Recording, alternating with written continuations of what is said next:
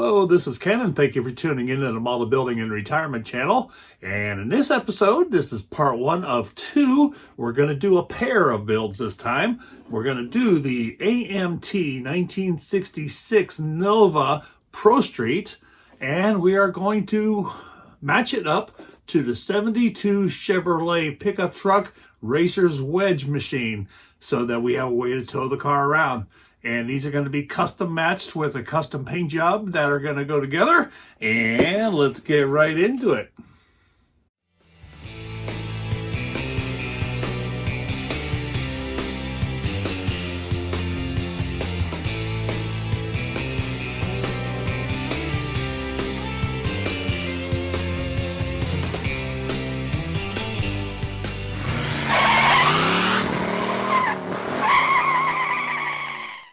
Sponsored by Model Makers Workshop. Need parts for your next model project? Model Makers Workshop has you covered with the best aftermarket accessories around. And by Gaahleri, your one-stop shopping for all your airbrush needs. Okay, so we're going to start with complete body prep all the way through the custom paint job in this episode, so let's get right into it. Okay, so this is part one of a multi-part series, and since I'm matching up two kits to pair together, I'm gonna speed up the unboxing a little bit here, so we'll just put that to music and go fast forward to save a little time. So first we start out with the 66 Nova from AMT. As you can see, it's already pre-tubbed and molded in blue.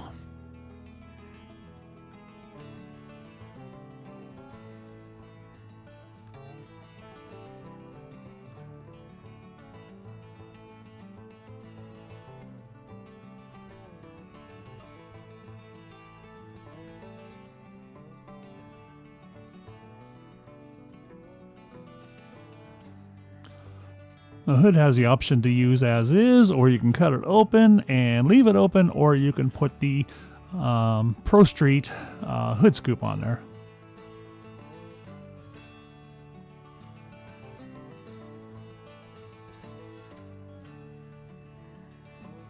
Decent looking chrome tree, and it comes with a few decals.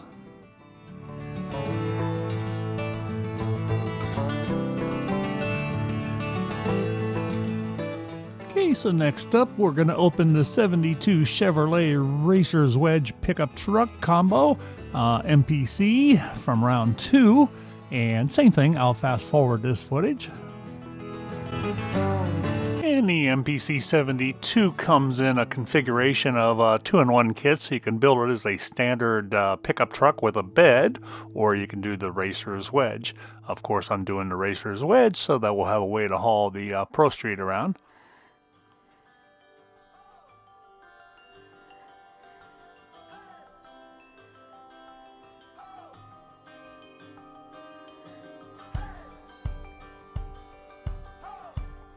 If you're doing the bed, that also has a tonneau cover that goes with it.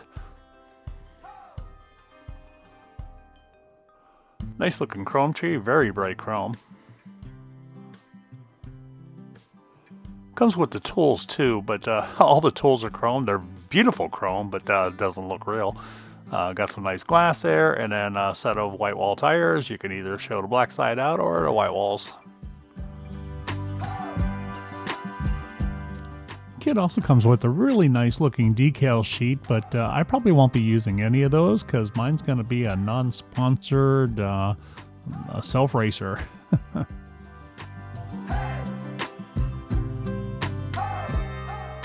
Okay, so I'm going to prep both model kits for painting first. So starting with the Nova, gathered up all the exterior parts. So the hood has a hood scoop that comes in two pieces and a provision to cut out that opening. So I want to get all that assembled before I go to primer and paint.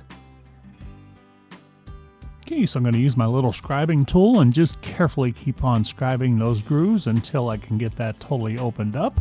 I'll go ahead and speed that footage up.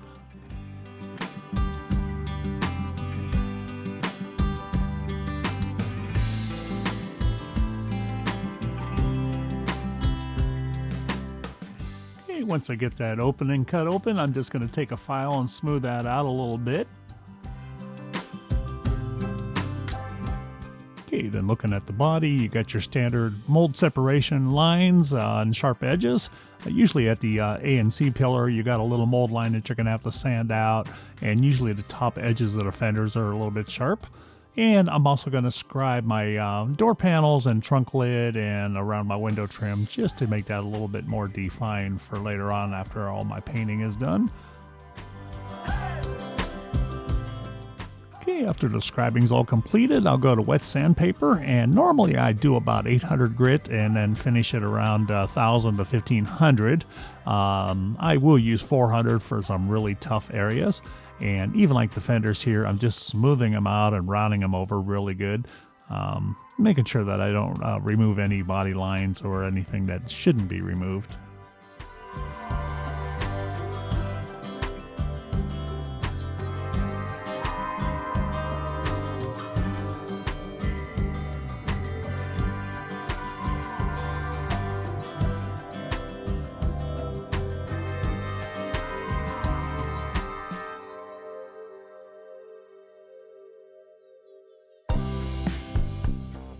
Okay, so I got the fenders off, really nice and rounded off there, but if you look close on the real car, there's a little bit of a chiseled body line right where I'm pointing there, and I kind of rounded that over a little bit too. So just like a real car, if you really want to block sand that and have that pronounced a little bit, take a piece of masking tape and put it down right along where that line is, and we're going to block sand in both directions just to get that line reestablished a little bit. But the tape line gives you that straight edge so that you don't wander off and get a little zigzaggy. It's one of those little subtle things that you might not notice, but then again, you might. It's just those little details like this that give that model that beautiful finished appearance. Okay, so after sanding and removing the tape, and you can see as I twist that around the light reflection, it's showing that chiseled little line there, so I think that was well worth doing. Okay, so I'm back to working on the hood and the hood scoop here. So I used Tamiya extra thin cement to glue those two edges together, but there's still a little bit of a seam there, so I'm using some of that 3M glazing putty for automotive use, and I've had that for 20, 30 years, so I'm not sure where you can buy that. Probably any auto body store, but I'm just putting a little bit of that on the seam there, and I'm going to just wet sand and smooth that out a little bit. Started out with some 400 and then moved up to 800, and then I went to 1200 and ultimately to 2000.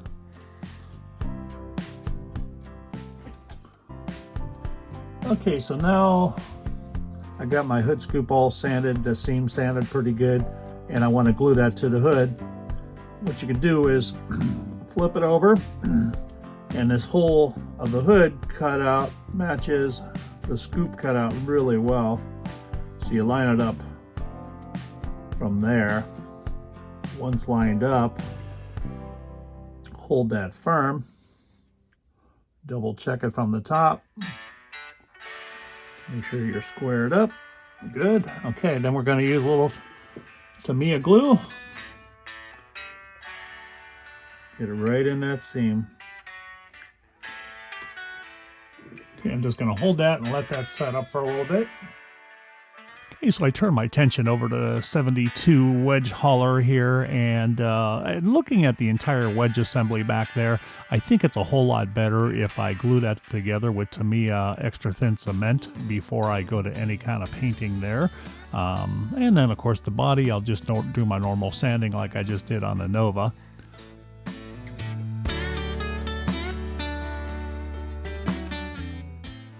Okay, so I'll speed this up, but I'm going to go ahead and get everything assembled.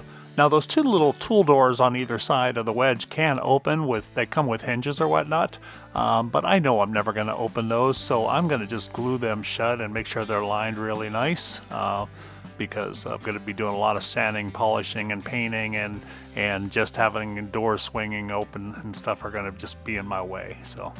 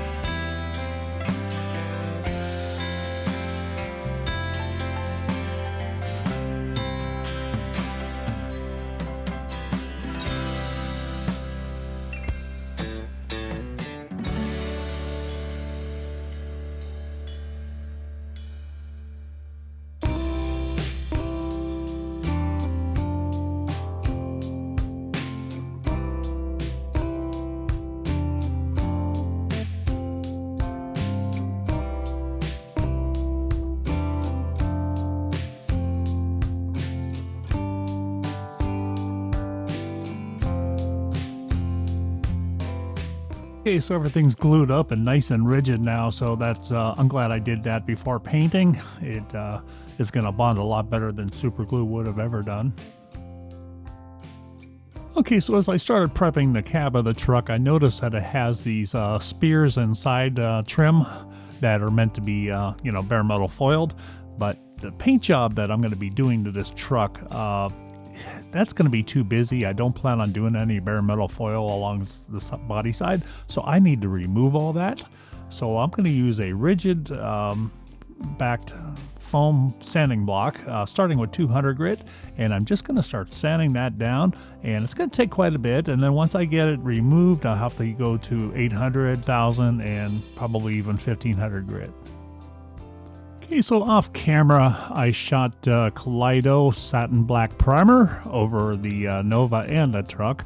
And looking at the body, the primer, one of the good things about primer is it'll really expose any flaws in your body.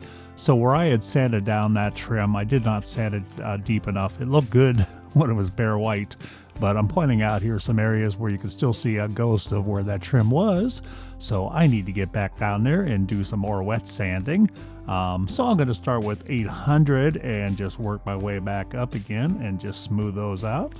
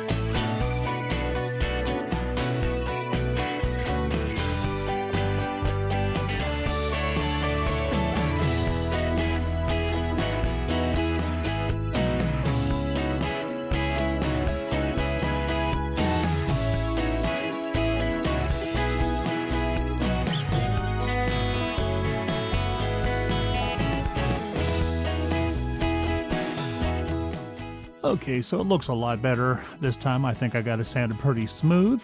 Like I said, that primer really helps expose any body flaws.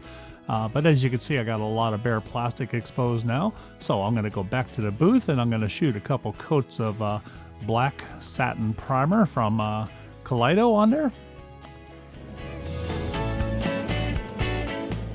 Okay, so I'm at the booth and got my brand new camera angle, by the way. Bought a new mount for the camera. I thought this was just a little bit better. It's more of a bird's eye view. You see what I see, and the best part is the camera's not in my way. I used to have to straddle a tripod to do that back in the old days. The old days meaning last year. Anyways, 2 light coats or 2 medium wet coats of matte primer here, and that went on like a breeze. That stuff really sprays on nice and smooth too. Okay, so we're going to get that all sprayed, and we will let that cure up, and then we'll start out with the Nova for base coat.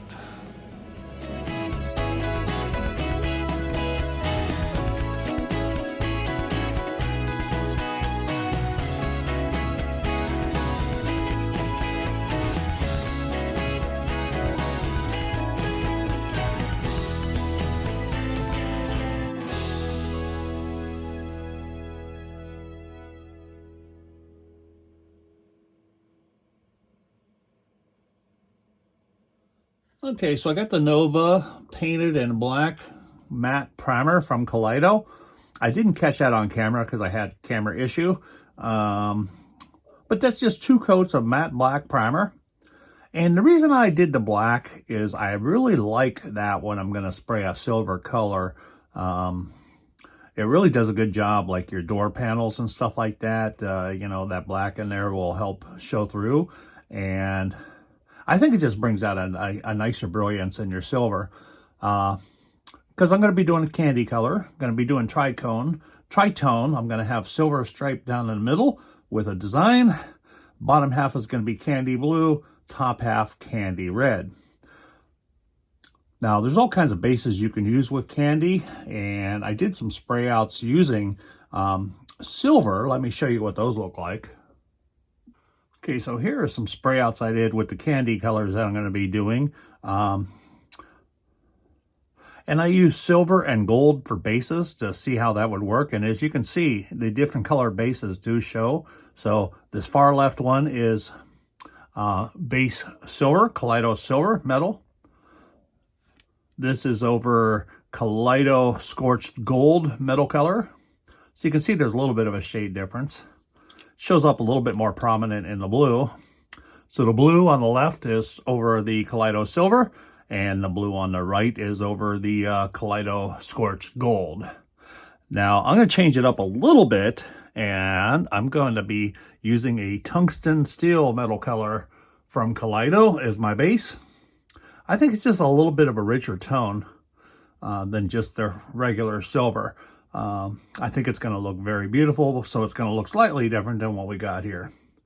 So I'm going to get this all mixed up, and we'll meet you at the booth. Oh, by the way, going to spray that with my brand new Seeker Advanced Series airbrush from Gaahleri. I apologize. At the time of this video, this new airbrush has yet to be released. So stay tuned to my channel, and I'll announce it as soon as I get word that it's going to be released for sale. This comes with a 0.3 and a 0.5 needle nozzle combination. Very nice looking brush. Comes with spare O-rings. Has both needle combinations. Has a really nice schematic on the back to show you the complete full breakdown and reassembly, so don't be afraid to tear it down for cleanup or whatnot.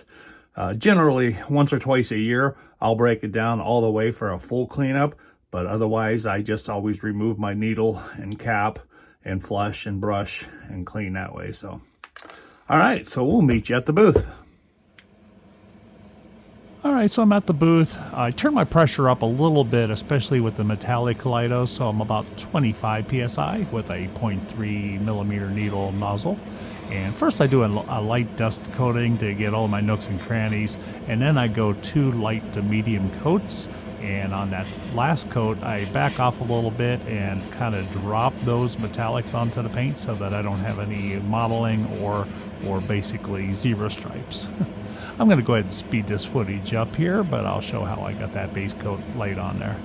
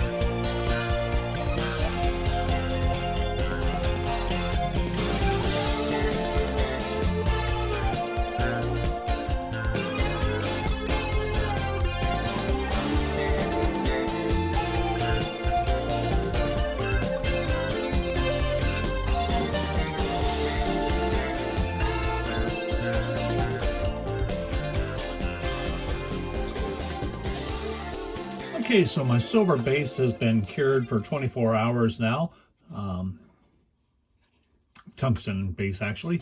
So what I'm going to do now is I'm going to lay out my graphics, because I'm going to have a silver graphic that runs down the middle of the car that separates candy red on top and candy blue on the bottom. And to do that, I'm going to use a variation of stuff here, whatever is going to work best for the tight work.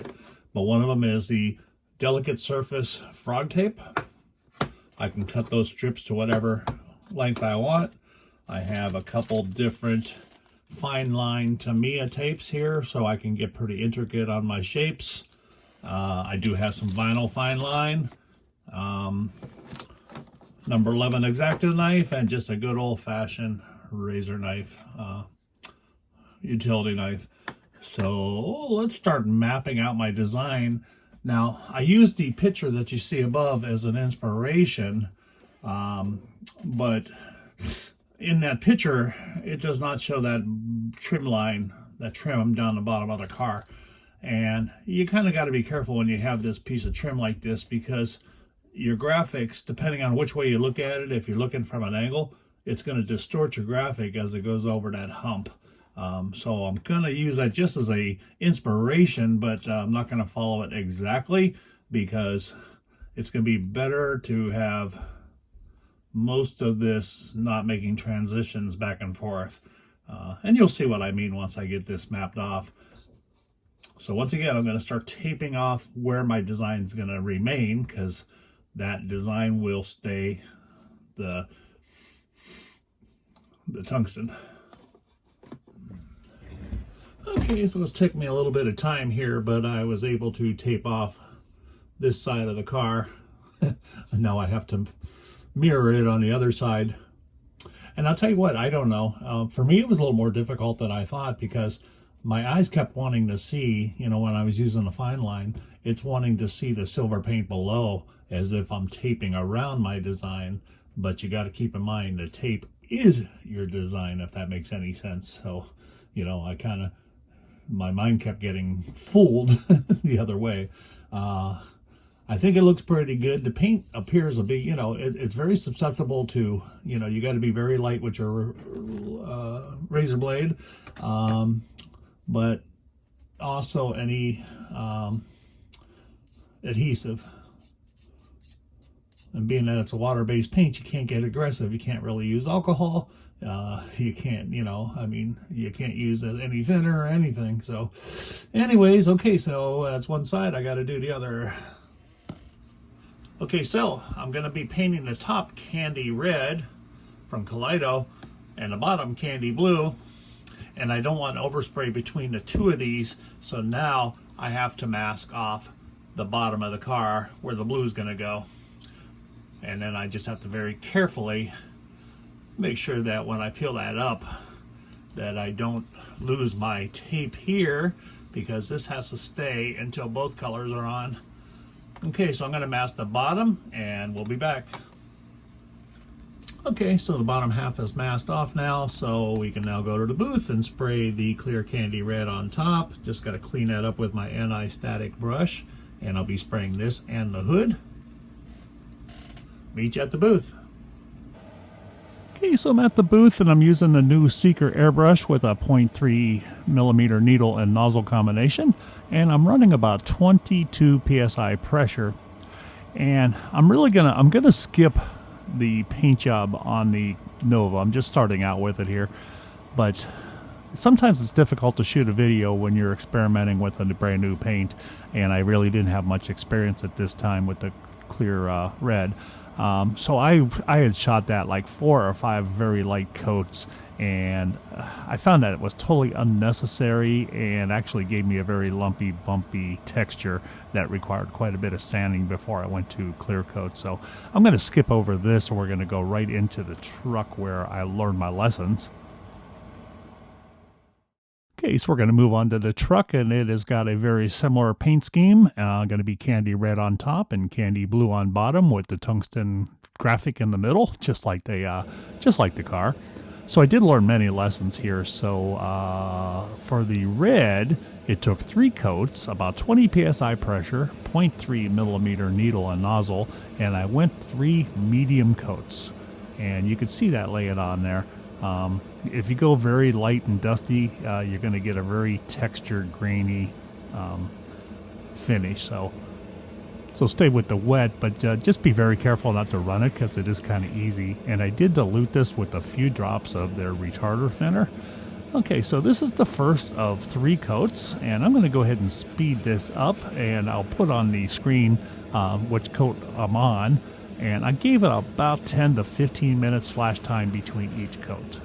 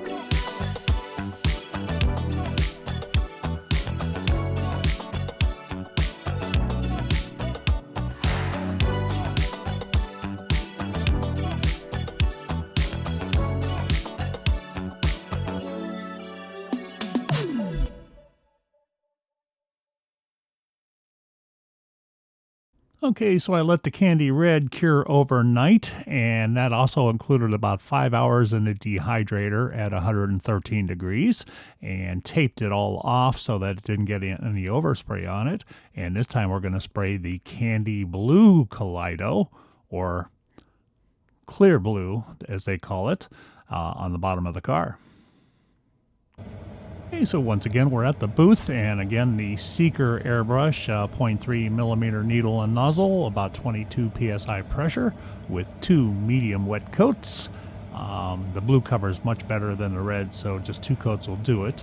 And the reason for the camera angle changing back and forth is that mount arrived in between the 2 paint jobs, and I shot the series out of sequence, So this is the old mount, or the old camera position, and when you see the truck, it's the new position. So going forward, you'll see that bird's eye view all the time.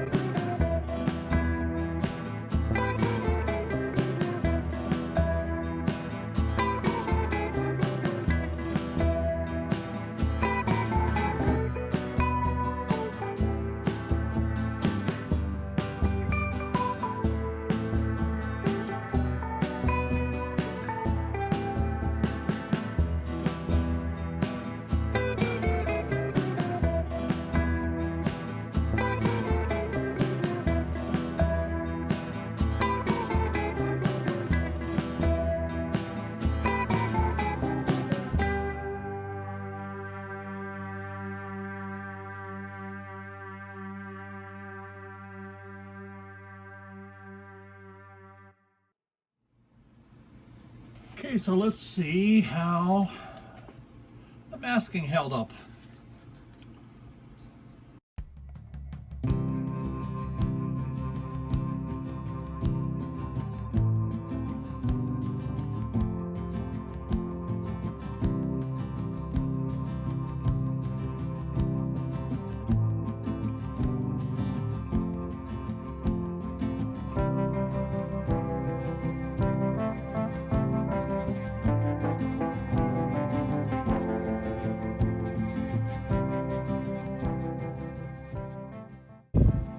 Hey, there we go. Kind of matches the car, at least in some style.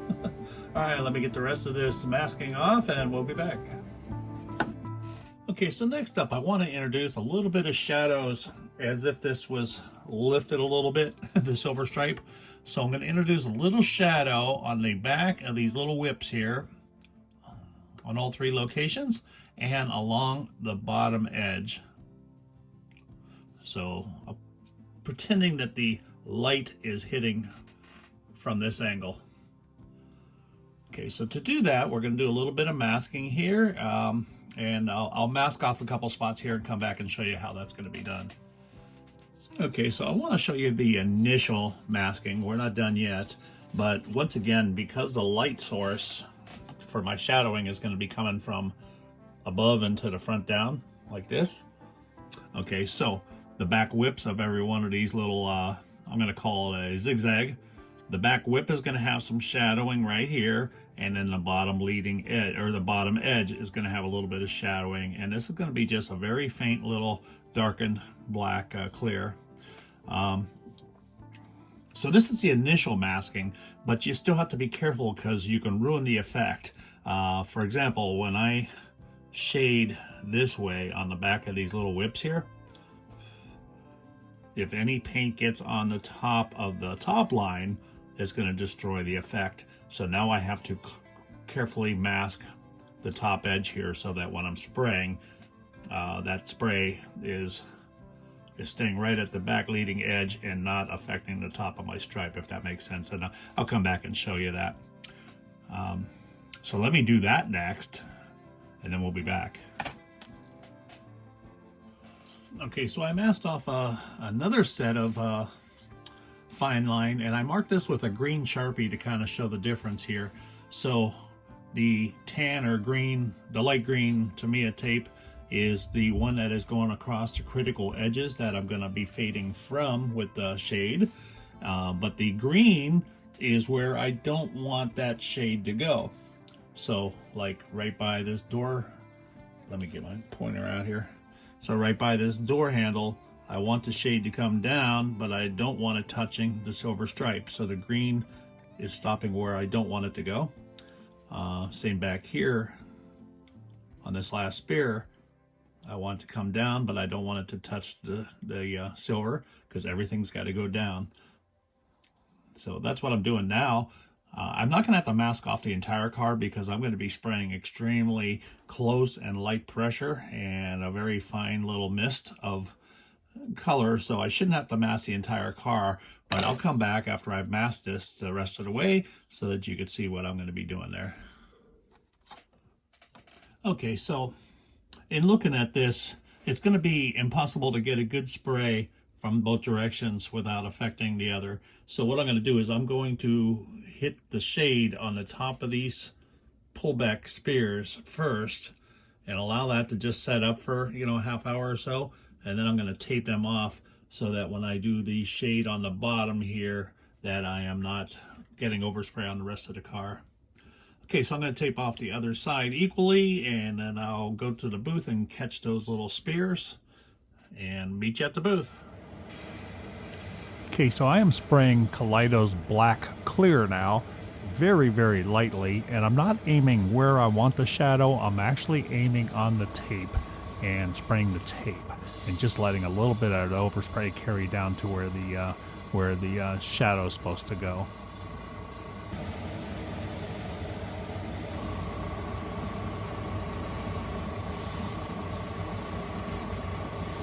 As you can see, I'm spraying ever so light, barely any throttle. In fact, it's very easy to get dry tip, so I keep a paintbrush and some water nearby to clean the needle on my tip of my gun, because when you're spraying that dry, it dries right on the needle. So I'm just hitting all those back spears, and then I'm going to remove or remask and spray the bottom.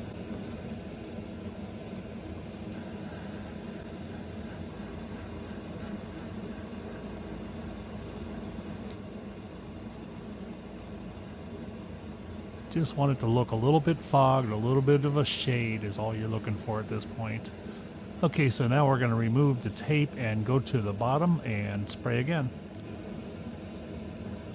And the reason for the retaping is because the proximity of the back of that spear and the bottom of the line is so close that if you spray both at the same time or you try to mask it the same way, you're going to get paint where it don't belong. So I shot them top of the spears first, let it cure for about 10 minutes because that's all it takes when it's that dry of a spray. And now I'm just dusting in the whole bottom shadow to give that effect that the light is hitting from only one direction.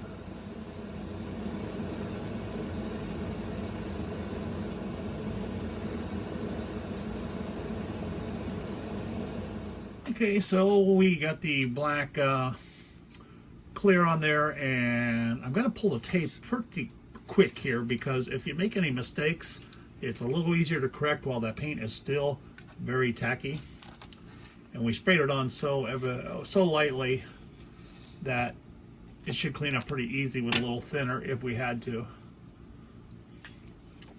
Okay, so you can see the effect there a little bit. There's some shadowing coming off that back spear, and not so noticeable on the blue, but it's there. And what you want to look for is you're going to make sure you have nothing above your lines, because that's going to ruin the effect, or if it's on your silver base. Okay, so it's very subtle, but I think it's worth doing. And same on the cab. You can see here that it's a little bit shadowed on the back of the spear. It shows up more on the red, but then it's also down here on the blue. Okay, so before I go to clear coat, I did add some bare metal foil to the little marker lights on the front and back, and hit it with some Tamiya clear amber and clear red in the back. And then I hit those little door handles. So I did that on both sides. And then on the cab of the truck, I bare metal foiled the door handle and the front marker light and painted some clear amber there. And the rest of it, I just used a acrylic pen to highlight the silver color for trim and wipers. Made the blades black. And that way, just in case I screw up my bare metal foil, which I'll do after the clear, just in case it's already painted, so we'll see how it looks. I'm going to gloss it up by painting the clear on there. All right, so we're going to go to the booth and we're going to use the Kaleido Clear and probably spray about 3 nice medium wet coats on there. So I'll meet you at the booth.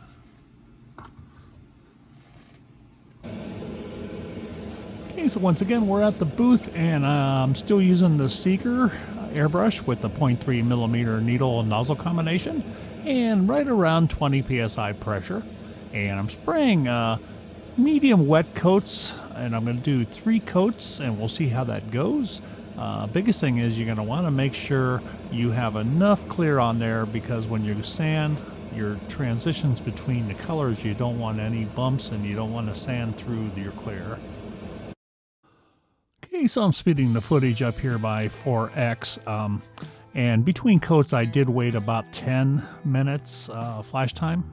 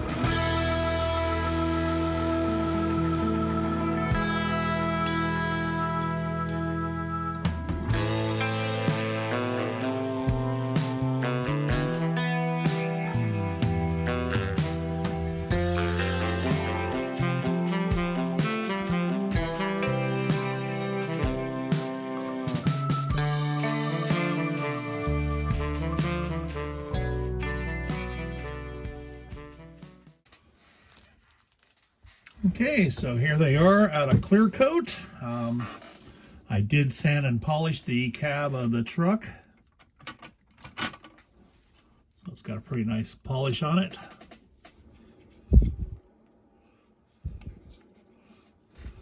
I still got to sand the bed.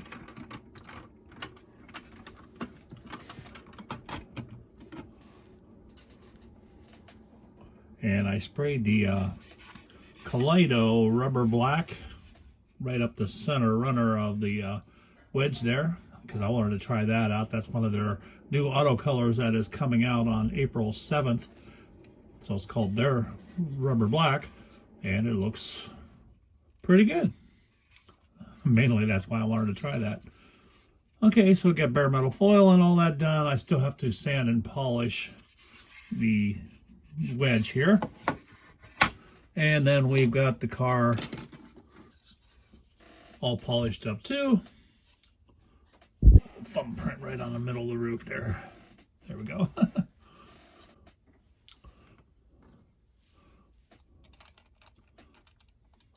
Very good. It's going to be a nice looking pair. Okay, so next step is bare metal foil, and then I got to start building out the rest of the model.